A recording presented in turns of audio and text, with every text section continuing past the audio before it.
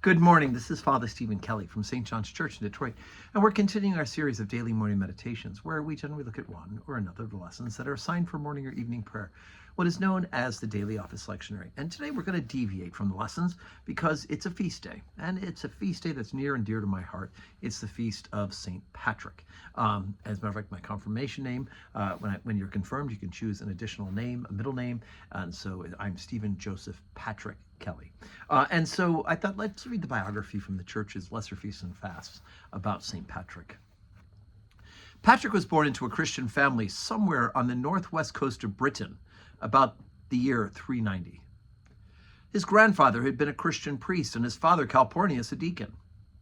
Calpurnius was an important official in the late Roman imperial government in Britain. It was not unusual in this post-Constantinian period for such state officials to be in holy orders. When Patrick was about 16, he was captured by a band of Irish slave raiders and was carried off to Ireland and forced to serve as a shepherd. When he was about 21, he escaped and returned to Britain, where he was educated as a Christian.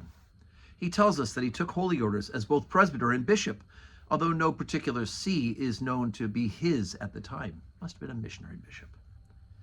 A vision then called him to return to Ireland, and this he did about the year 432.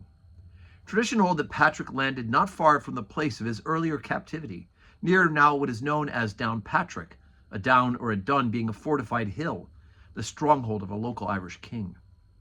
He then began a remarkable process of missionary conversion throughout the country that continued until his death, probably about the year 461. He made his appeal to the local kings and through them to their tribes. Christianizing the old pagan religion as he went, Patrick erected Christian churches over sites already regarded as sacred, had crosses carved on old Druidic pillars, and put sacred wells and springs under the protection of the Christian saints. Many legends of Patrick's Irish missionary travels possess a substrata of truth, especially those telling of his conversion of the three major Irish kings. At Armagh, he is said to have established his principal church. To this day, Armagh is regarded as the primatial see of all Ireland. Two works are attributed to Patrick. His autobiographical confession, in which he tells us, among other things, that he was criticized by his contemporaries for his lack of learning, and a letter to Coroticus, a British chieftain. The lorica, or St. Patrick's breastplate, which in our hymnal begins with, "I bind unto myself today the strong name of the Trinity," is probably not his, but it expresses his faith and zeal. Well, sometimes I don't agree with this book. I think it is probably his. But anyway, so there we go. I know today will be a day when people will celebrate their Irishness. And of course, it's interesting that Patrick was Celtic Briton and went and converted the Irish to Christianity. And what is important for us to remember is the great faith, right? If you want to please and honor St. Patrick, you should do that by coming to church. And of course, we have opportunity for that here at St. John's. We have a 12:15 Holy Communion service and 4 o'clock evening prayer. So those are two opportunities here, or you can go to your local church, right? I know a few people will tip a few beers today.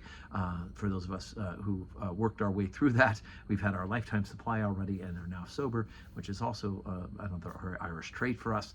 I'd perhaps better spend praying and thanking God for St. Patrick himself. So like I said, 12:15 Holy Communion today, 4 o'clock evening prayer, and may we all have a wonderful Tuesday that is full of blessings.